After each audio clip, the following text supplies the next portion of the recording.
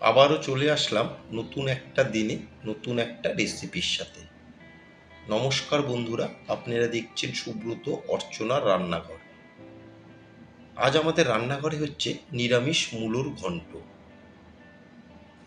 এটা নতুন কোনো রেসিপি নয়, প্রায় সব বাড়িতেই হয়ে থাকে, তবে এক একজনের বানানোর পদ্ধতিটা এক এক রকমের। আসুন দেখে নেওয়া যাক আমার আজকের রেসিপি নিরামিষ মূলোর ঘন্ট। এখন কিন্তু বাজারে বেশ কচি এই সাদা মূলোটা পাওয়া যাচ্ছে। এই সাদা মূলো দিয়ে আজ আমি মূলোর ঘন্ট বানিয়ে শেয়ার করছি। মূলোর যে উপরে একটা স্কিন আছে সেই স্কিনটাকে আমি বাদ দিয়ে দিয়েছি। দিয়ে মূলোগুলোকে এখন আমি গ্রেট করে নেব। একটা গ্রেটার নিয়েছি, গ্রেটারের এই মিহি দিকটা দিয়ে আমি দুটো মূলোকেই গ্রেট করে নেব। এখানে আমি আমার হিসাব মতন দুটো মূলো নিয়ে নিয়েছি। আপনারাও আপনাদের হিসাব মতন মূলোর পরিমাণটা বাড়িয়ে বা কমিয়ে নেবেন। এইভাবে আমি ঘষে ঘষে পুরো মূলোটাই গ্রেট করে নেব। এই রেসিপিতে এই মূলোটা গ্রেট করাটাই কিন্তু একটু খাটনির কাজ, তবে যে কোনো ভালো কিছু খেতে গেলে কিন্তু একটু খাটনি করতেই হবে। এইভাবে আমি পুরো মিহি করে মূলোটাকে গ্রেট করে নেব। একে একে দুটো মূলোই কিন্তু আমি গ্রেট করে নিয়েছি। একদম মিহি করে আমি পুরো মূলোটাকে গ্রেট করে নিয়েছি।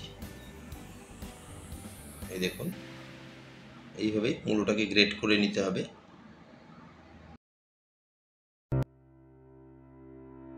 আর এখানে আমি নিয়েছি একটা মিডিয়াম সাইজের আলু। আলুটাকে এরকম ছোট ছোট টুকরো করে কেটে নিয়েছি। গ্যাসের ফ্লেম অন করে একটা কড়াই বসিয়ে এতে দিয়ে দিচ্ছি পরিমাণ মতন সর্ষের তেল। এই রান্নাটা কিন্তু সর্ষের তেলেই করবেন। মূলোর ঘন্ট সর্ষের তেলে করলেই বেশি টেস্ট হয়। তেলকে ভালো মতন গরম করে এখন এর মধ্যে আমি দিয়ে দিলাম 5টা বড়ি। দিয়ে বড়িগুলোকে একটু নেড়ে চেড়ে লালচে করে ভেজে নেব। বড়িগুলোকে নেড়ে চেড়ে আমি লালচে করে ভেজে নিয়েছি। এখন ভেজে নেওয়া বড়িগুলোকে আমি তেল ঝরিয়ে তুলে নিচ্ছি। এগুলো ঠান্ডা হয়ে গেলে একটু হাত দিয়ে আমি গুঁড়ো করে নেব। ভেজে নেওয়া বড়ি তুলে নিয়ে ওই তেলেই ফোড়নে দিয়ে দিচ্ছি একটা শুকনো লঙ্কা মাঝখান থেকে আমি ছিঁড়ে নিয়েছি, আর 1/4 টেবিল চামচ কালো জিরে। দিয়ে ফোড়নকে নেড়ে চেড়ে 18 থেকে 20 সেকেন্ড আমি ভেজে নেব। ফোড়ন আমার একেবারে রেডি হয়ে গেছে। এখন দিয়ে দিচ্ছি কেটে রাখা আলু। আলু সেদ্ধ হতে একটু সময় বেশি লাগে, সেই জন্য আমি আলুটা আগেই দিয়ে দিলাম। দিয়ে আলুকে একটু নেড়ে চেড়ে আমি লালচে করে ভেজে নেব। আমি এখন কোনো নুন হলুদ দিচ্ছি না।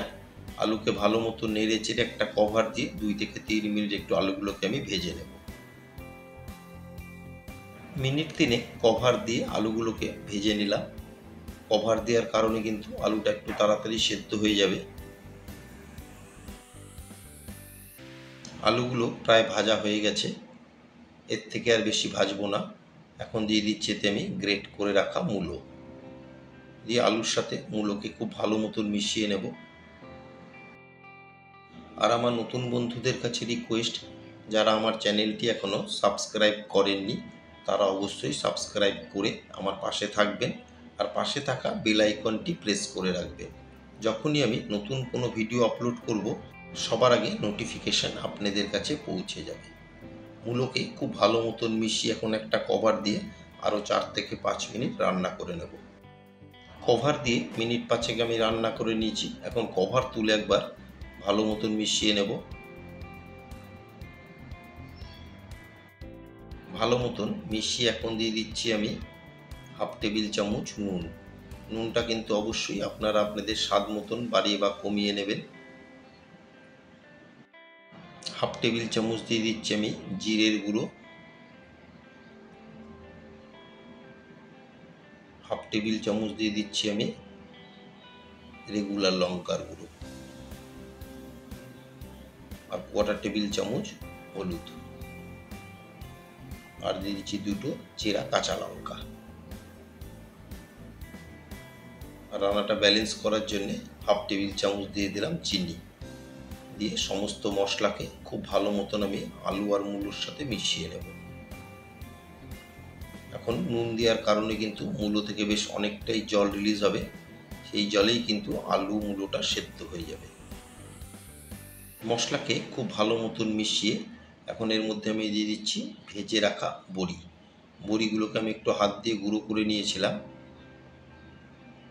নিয়ে সমস্ত কিছুকে খুব ভালো মতন মিশিয়ে নেব। বড়িটা যদি এই সময় দেওয়া যায় তাহলে কিন্তু বড়িটা ভালো মতন সেদ্ধ হয়ে যাবে। সমস্ত কিছুকে খুব ভালো মতন মিশিয়ে এখন একটা কভার দিয়ে আরও 4 থেকে 5 মিনিট আমি রান্না করে নেব। কভার দিয়ে মিনিট 5 আমি রান্না করে নিয়েছি। এখন কভার তুলে একবার ভালো মতন মিশিয়ে নেব। আর কিন্তু কভার দেওয়ার কোনো দরকার পড়বে না, বাকি রান্নাটা আমি কভার ছাড়াই করে নেব। কয়েক পিস আলুকে আমি এরকম চামচ দিয়ে একটু ম্যাশ করে নেব। এইভাবে যদি কয়েক পিস আলুকে একটু ম্যাশ করে আমি মূলো ঘন্টর সাথে মিশিয়ে নিই তাহলে কিন্তু মূলো ঘন্টটা একটু মাখো মাখো হয়। আমার আজকের রেসিপি নিরামিষ মূলোর ঘন্ট রেসিপি আপনাদের কেমন লাগলো অবশ্যই একটা কমেন্টের মাধ্যমে জানাবেন। যদি কোনো অংশে ভালো লেগে থাকে একটা লাইক, শেয়ার আর ছোট্ট করে একটা কমেন্ট করতে কিন্তু ভুলবেন না। ম্যাশ করে নেওয়া আলুকে খুব ভালো মতন মূলোর সাথে মিশিয়ে এখন নামানোর আগে দিয়ে দিলাম 1/2 টেবিল চামচ গরম মশলার গুঁড়ো আর 1 টেবিল চামচ দিয়ে দিচ্ছি ঘি। দিয়ে ঘি আর গরম মশলাকে খুব ভালো মতন মিশিয়ে নেব।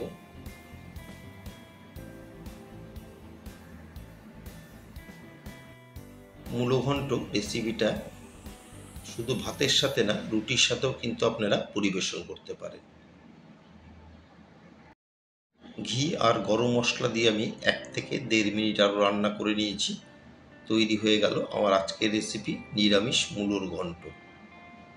সবাই সুস্থ থাকবেন, ভালো থাকবেন। আবার দেখা হবে পরবর্তী একটা দিনে পরবর্তী একটা রেসিপির সাথে।